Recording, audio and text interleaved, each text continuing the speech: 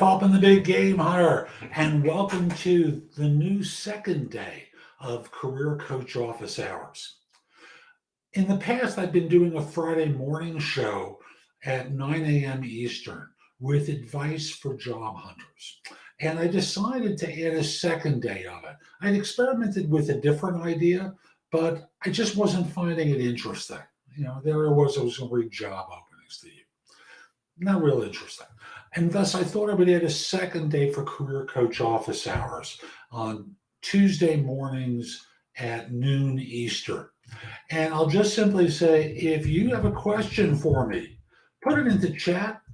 This way, I'm going to put this into chat as well, because I can only do that once I'm online.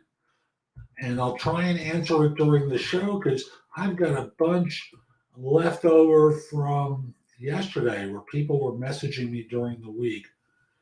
So let me just finish typing that, posting it, and I'd love to hear from you that you're watching, and I look forward to helping you today. And I've got a bunch of questions about job search. I've got two about hiring, and I'll just simply say, in the future, if you have a question for me, email it to me at thebiggamehunter@gmail.com. In the subject line, put the phrase office hours, so that this way I know what it's about. I can set up the questions for the next show, and it just makes my life easier. I also don't want to miss your question.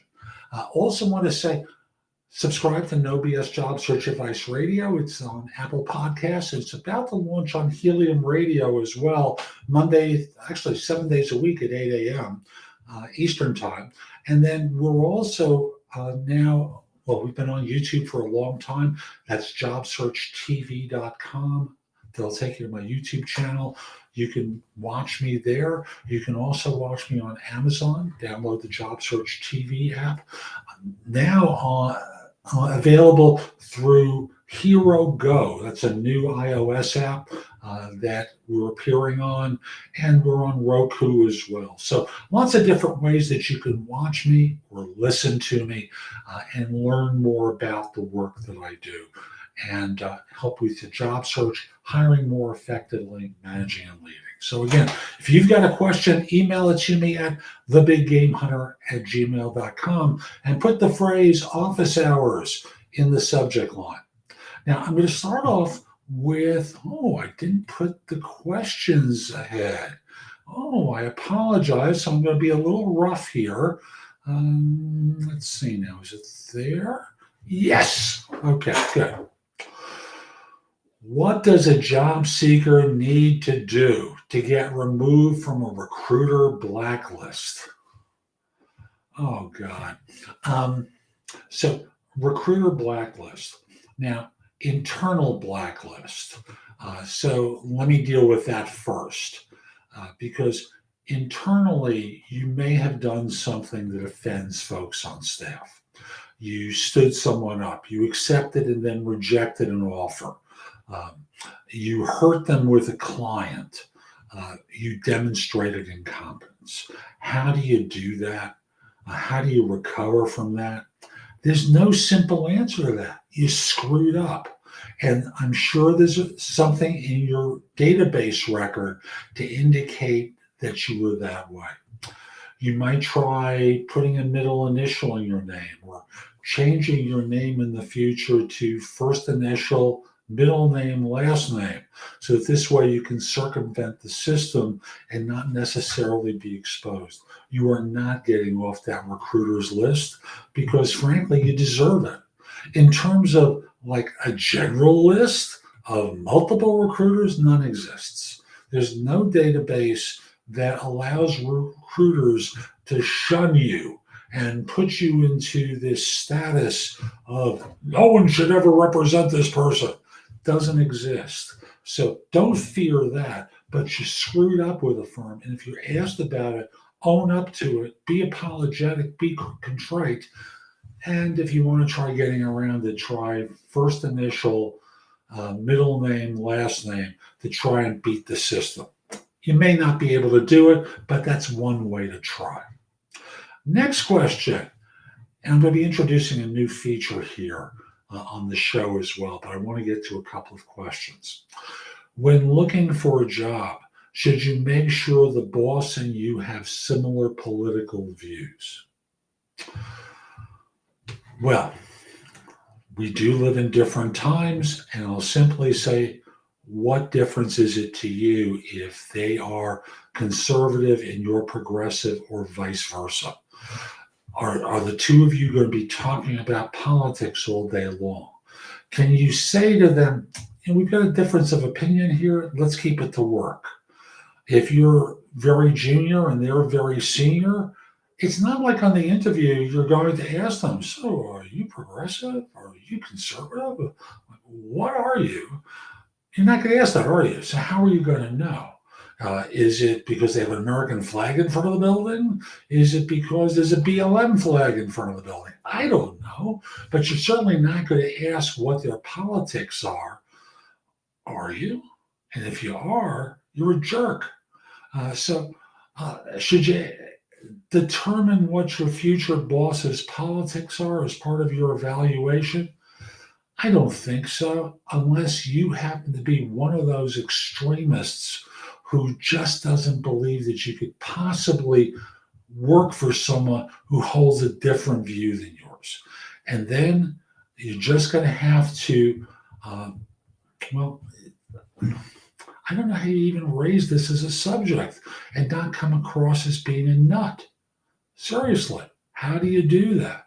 It's not like the coworkers are going to say to you on the interview, okay, what they are is a this. Don't talk about this unless you're prepared to listen for a half hour. No, it's not going to come up. People are going to get focused on work, and you'll only discover afterwards. So let it go. Don't be dumb, and put your own biases into the hat and expect other people to tolerate them when you're intolerant yourself. Let me introduce the new feature today, which is called the Job Search Insider Tip. And what this is advice for job hunters good anywhere in the world. And what it's designed to do is to give you some advice about some element of your search, because I don't believe it has to be quite as hard or difficult or as painful as many of you make it out to be. It's just there's a different skill set that you're going to find to do the job and to find the job. And today I wanted to talk with you about 6 ways you know it's time to change jobs. Now, there are a million ways, but I want to focus on 6 because, the person who gets ahead isn't always the smartest. They don't always work the hardest. Well, those are great qualities to have. People get ahead by being alert to opportunity. Sometimes those are internal to an organization. More often than not, they're external. And I'll also say that a person who avoids professional disaster is the one who remains alert to signals and can read the tea leaves about what is going on in their industry or at their company. So here are a number of things to look out for. Number 1, you suddenly report to someone different. And thus, if you're a senior professional, the reporting structure has changed, and now you're reporting a rung or 2 down from where you were previously reporting. If you're on staff, you're suddenly reassigned without even the pep talk about this being a great opportunity. That's one signal. You look up from your desk and see a manager and a director who's around your age and content with their job. They're not going anywhere, are they? What's going to happen is you're going to be stuck behind them because they're probably going to retire in that seat, as I've seen happen so many times previously. And thus you wind up losing out because they're not going anywhere, are they? So that becomes a second way you know it's time to go. Third way is your firm is up for sale or was recently sold. If it's up for sale, the new buyer is going to want to maintain control, aren't they? And thus you're going to be in a situation where after the firm is sold, there's going to be a consolidation, and usually the buyer decides who to keep, and often it's going to be their person. So If it's the firm has been sold, you know what's happening. You know what's going on. You can see that the business is going to change. The deal is done. No matter what it is, new management is going to integrate the operations of the two firms. And once they do knowledge transfer, you can be toast. So if you want to wait to see if there's a buyout, that's your prerogative, but don't bank on it. It's very likely you can get pushed out the door. Number 4, everything is just being maintained, or that's the kind of work you're being assigned. And thus, the people who tend to move ahead are the ones who can deliver bright, new, shiny objects to management. The sexy work that everyone goes, ooh, and ah about. And thus, if you're asked to maintain stuff, you're on the slow path to nowhere. Number 5, your new boss is a jerk. No amount of charm on your part is ever going to take away from the fact that they're basically a jerk. And thus, you're stuck. You're going to be trapped in this role, working for an imbecile. And you just dislike the person too much.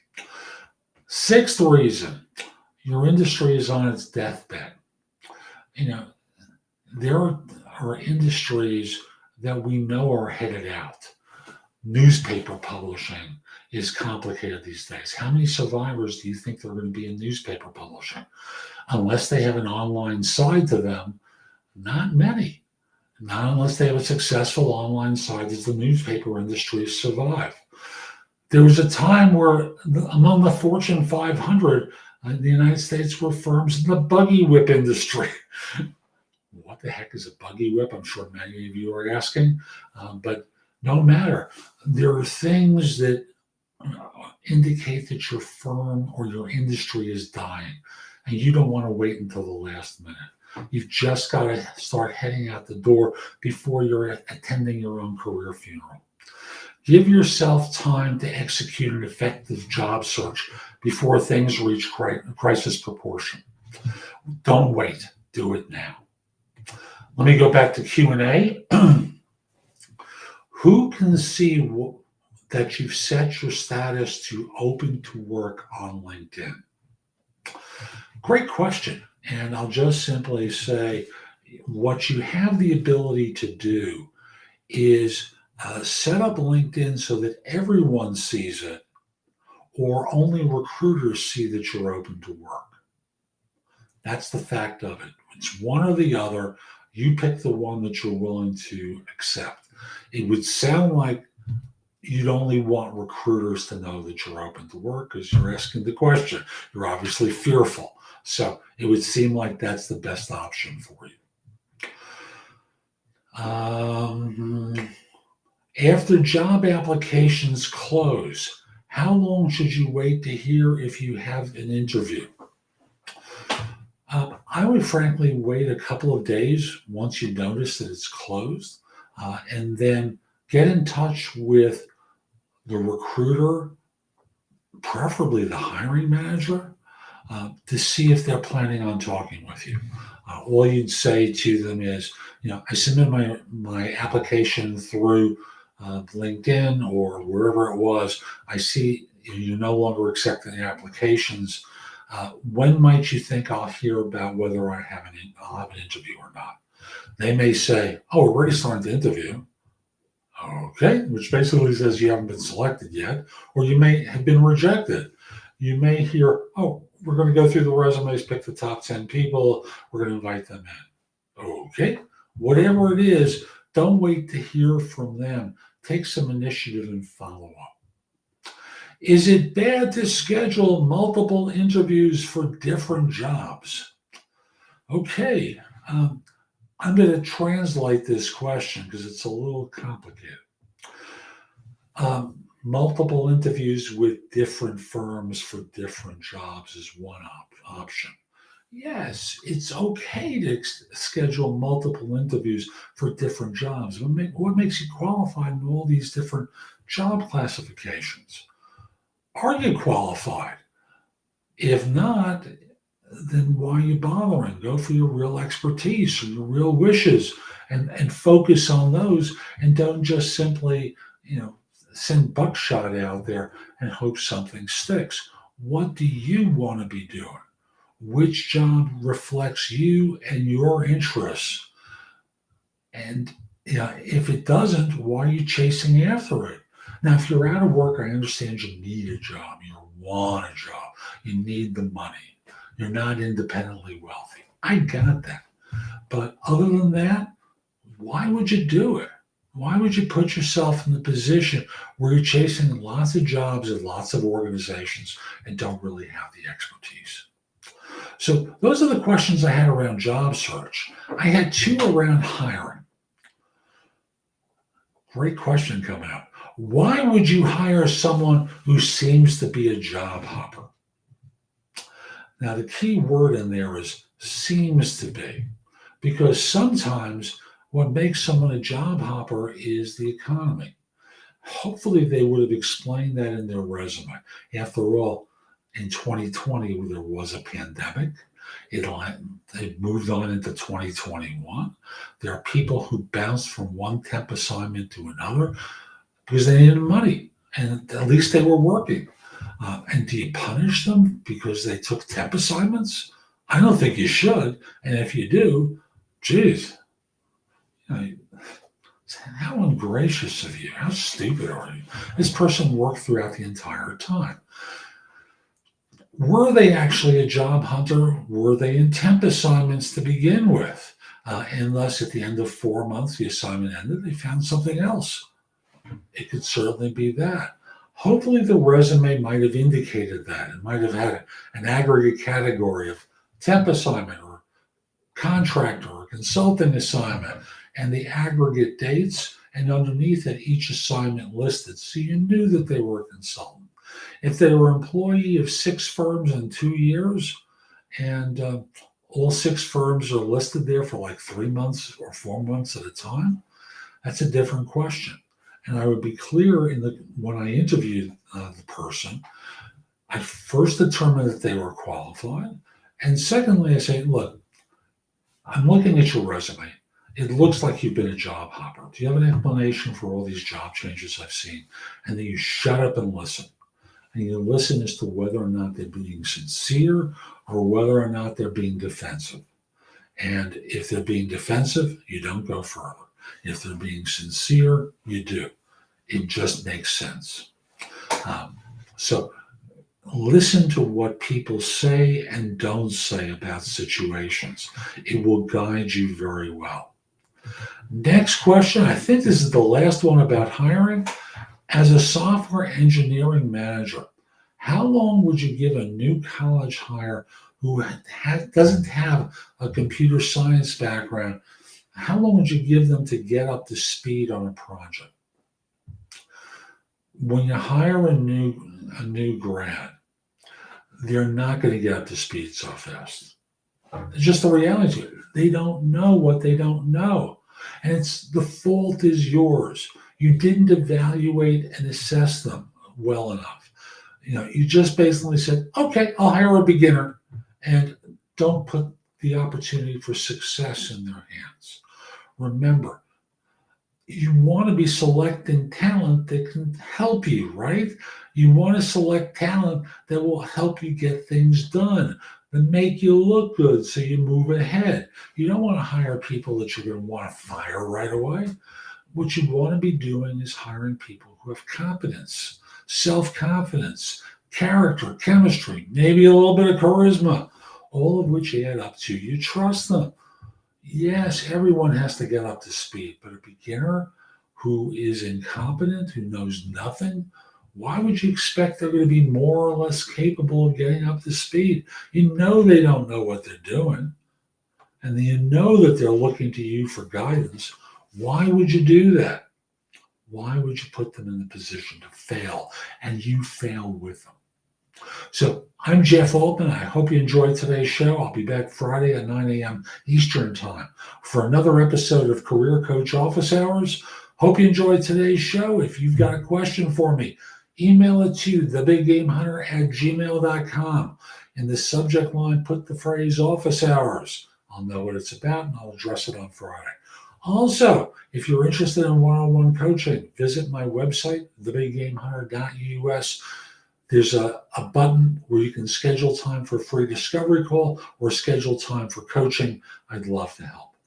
Lastly, connect with me on LinkedIn at linkedin.com/IN/the-big-game-hunter. Mention that you saw the show. I like knowing I'm helping some folks. And once we're connected, I'd love to help you.